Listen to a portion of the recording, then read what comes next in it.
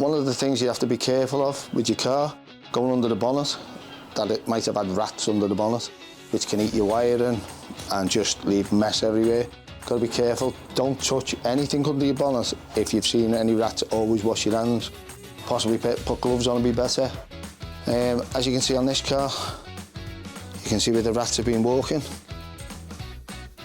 The dirty mud off the feet and the belly of the rat. Leaves, they've been trying to make a nest. Sometimes they'll eat things like this. They eat the wires. They love wires. You can see on the battery, you can see the mud where they've been. Down on the pipes where they've been. There's probably some droppings down there as well.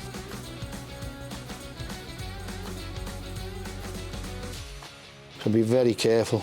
Don't touch anything where the rats have been. Always wash your hands.